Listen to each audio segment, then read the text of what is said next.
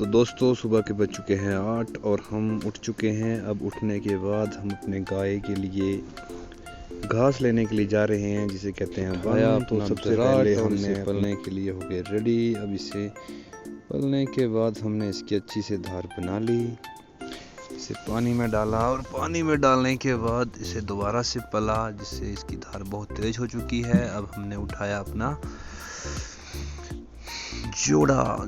जोड़े और दराट को लेके हम निकल पड़े अपने गाय के लिए बन लाने। तो रास्ते में जैसे ही हम जा रहे थे,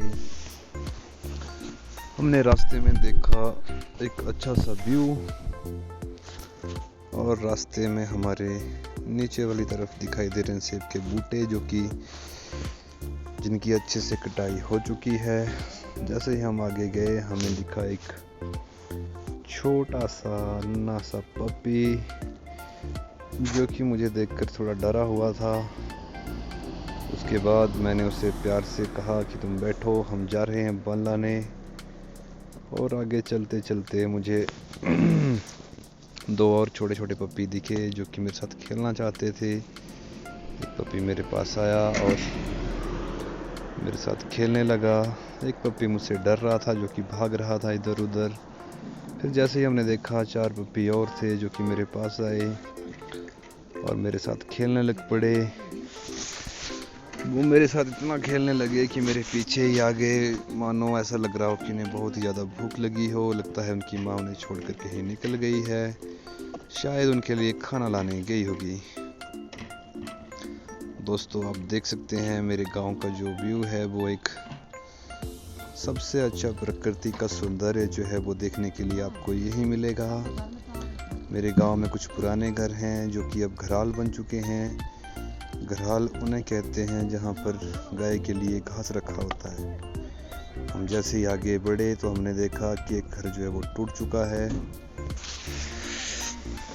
ये जो पपी हैं वो मुझे ढूंढ रहे थे, लेकिन मैं इनसे बहुत दूर था, इसलिए छोटे होने के कारण ये मेरे पीछे आ नहीं पाए। तो जैसे जैसे हम आगे निकलते गए, रास्ते में हमने उगता हुआ सूरज देखा, जो कि बहुत ही अच्छा दिखाई दे रहा था।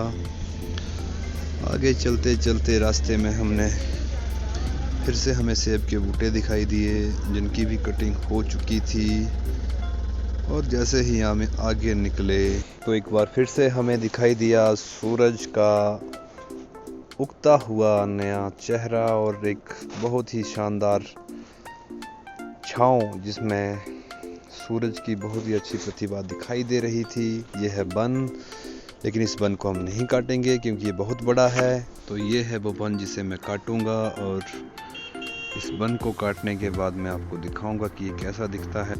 तो जब हम इस वन को काटेंगे तो ये काटने के बाद कुछ इस तरह से दिखाई देगा, जो कि अब मैंने इस वन को काट दिया है। अब इस वन को हमने एक त्योड़ी के रूप में रख दिया है। अब इस त्योड़ी को हम अपनी पीठ पर उठाकर अपनी गाय के लिए